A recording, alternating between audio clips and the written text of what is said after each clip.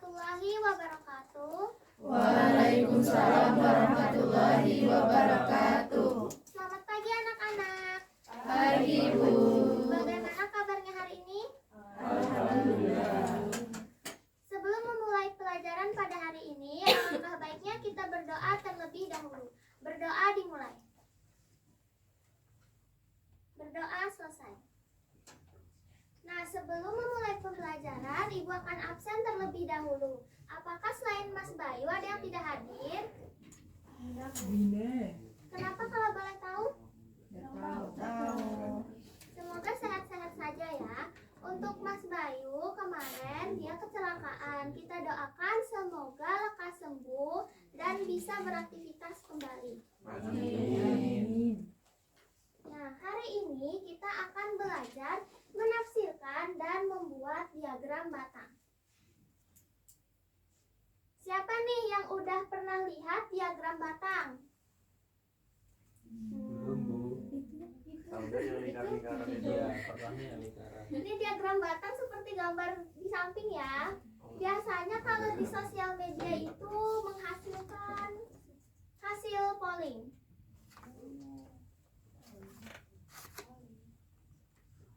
Nah, hari ini kita akan belajar data diskrit dan kontinu, struktur diagram batang, menafsirkan diagram batang, dan membuat diagram batang.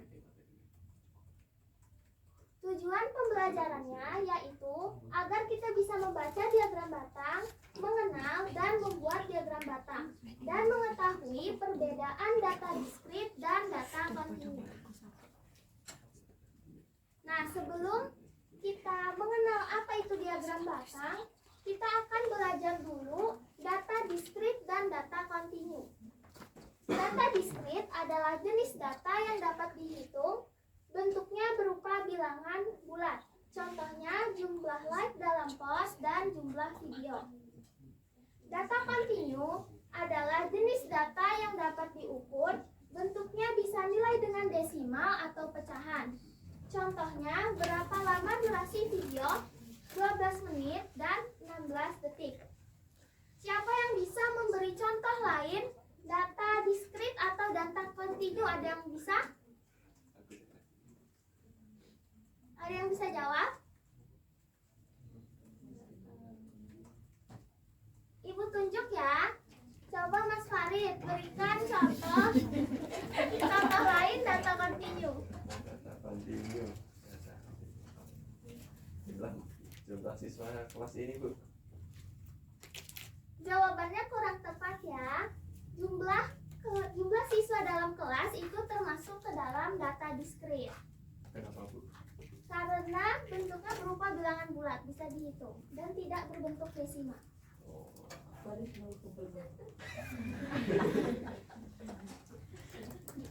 Nah, selanjutnya apa itu diagram batang? Diagram batang menunjukkan data secara visual menggunakan batang persegi panjang. Diagram batang paling cocok digunakan saat menampilkan data diskrit. Seperti contoh ini ya. Nah, selanjutnya struktur diagram batang. Yang pertama ada judul untuk memberi gambaran umum tentang grafik yang ditampilkan. Yang selanjutnya ada sumbu vertikal. Di sini, ini adalah garis di sebelah kiri yang memanjang dari atas ke bawah. Garis ini memuat nilai data. Jika sumbu horizontal, ini garis dari kanan ke kiri yang memuat kategori.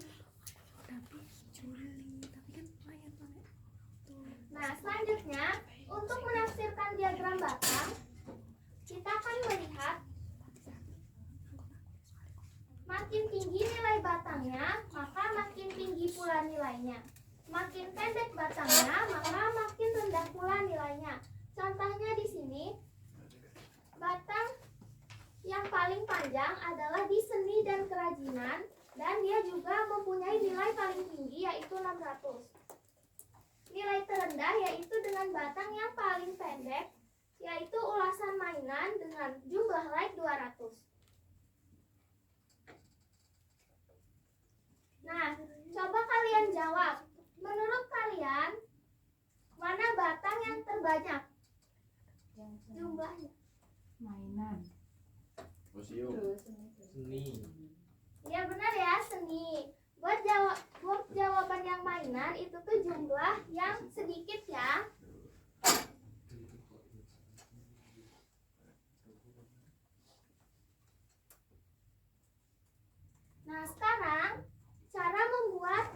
diagram batang. Kali ini Alex ingin menunjukkan jumlah penonton untuk setiap video di kanalnya. Mari kita gunakan data di samping ini untuk membantu Alex membuat diagram batang. Langkah pertama untuk membuat diagram batang yaitu menambahkan judul, kemudian membuat sumbu X dan sumbu Y-nya. Kemudian kita meletakkan angka di samping garis vertikal di sini dan menampilkan daftar kategori di bawah. Kemudian kita selalu membuat interval yang sama ya, misalnya kelipatan 20 atau kelipatan 10 dan sebagainya. Kemudian langkah yang kedua, kita akan membuat gambar batang untuk setiap kategorinya. Seperti ulasan makanan dengan jumlah 400, maka batangnya ada di 400. Kemudian ulasan mainan di 200, batangnya memiliki tinggi 200 juga, dan begitu seterusnya.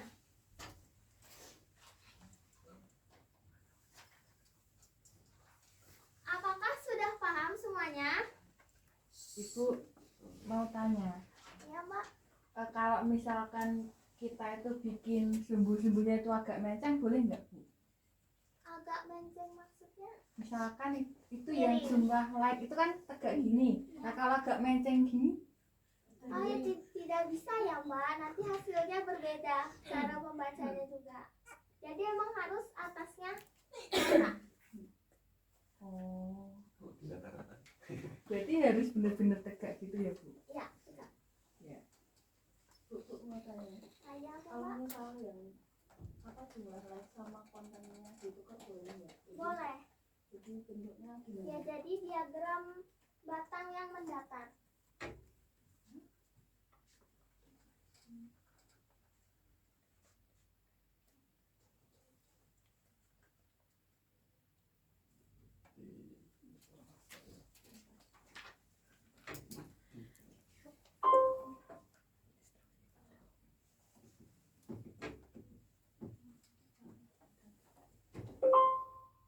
Nah, kita coba buat ya diagram batang yang mendatar.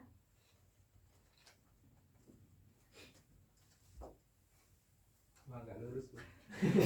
Nah, kayak gitu Bu, maksudnya menceng gitu.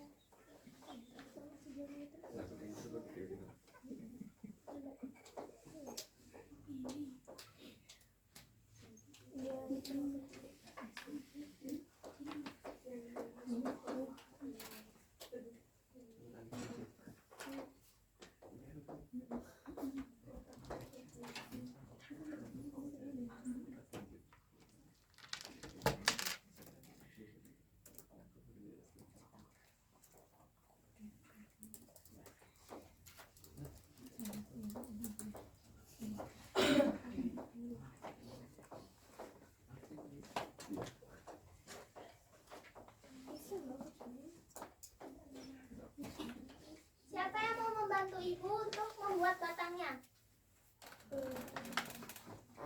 Jika tidak ada, Ibu tunjuk ya.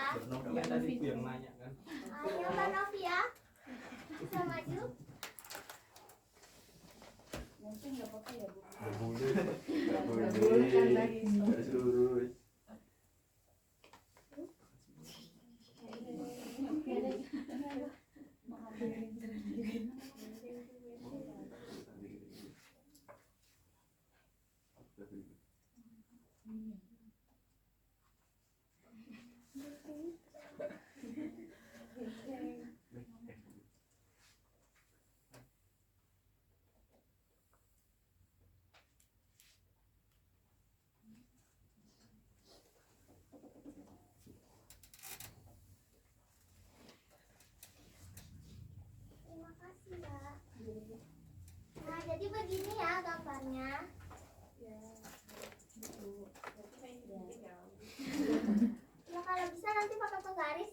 gambarnya?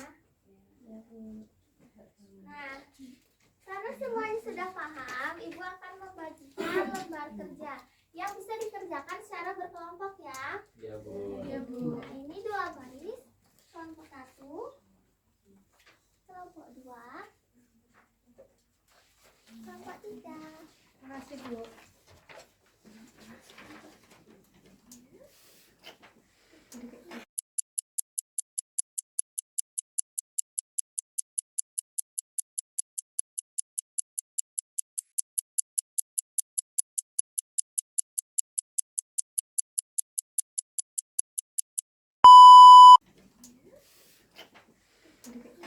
Apakah sudah selesai?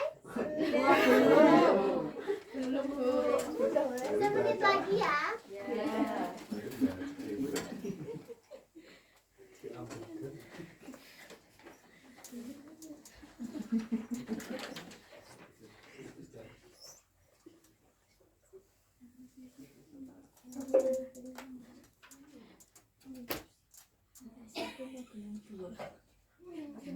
Apakah sudah selesai? Sudah. Ibu akan menunjuk kelompok yang membacakan soal dan jawabannya. Ini, Bu, ini. Ibu yang itu. Ya udah kelompok Mas Rehan coba dibacakan. Sama soalnya nggak, Bu? Iya. Bulin merupakan seorang guru di SMP Magelang 2. Guru di SMP Magelang 2. Suatu hari Bulin mengumpulkan data kegemaran siswa kelas 10. Dari pengumpulan data yang dilakukan oleh Bulin diperoleh bahwa seluruh siswa Saya kelas didengarkan. 40 siswa. Sebanyak 4 siswa menyukai membaca, 20% siswa menyukai sepak bola, setengah bagian siswa menyukai berenang, dan sisanya menyukai mewarnai. Buatlah diagram batangnya. Nah, yang pertama kita cari orang-orangnya terlebih dahulu. Untuk yang membaca itu sudah tertera, yaitu 4 siswa. Kemudian yang sepak bola 20% dari 40 itu 10 orang. Kemudian yang berenang itu 20 orang, setengah dari 40. Kemudian yang mewarnai itu sisanya berarti 6 orang. Jadi itu diagram batangnya.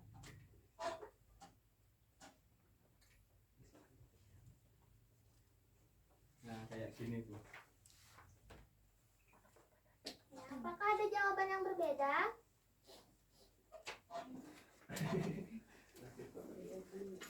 Ya, coba kelompok 1 silakan dibacakan. Beda, Bu, sama kelompok tadi. Tadi kan yang sepak bola itu 10, kelompok kita 8. Terus yang mewarnai tadi 6, kelompok kita 8 juga. Terus kayak gini kan. Ya. Jadi yang benar adalah kelompok 1 ya.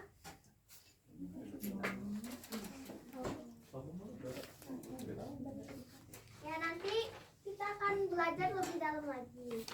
Nah, sekarang karena waktunya sudah hampir selesai, siapa yang ingin membacakan ringkasan yang sudah ada di depan?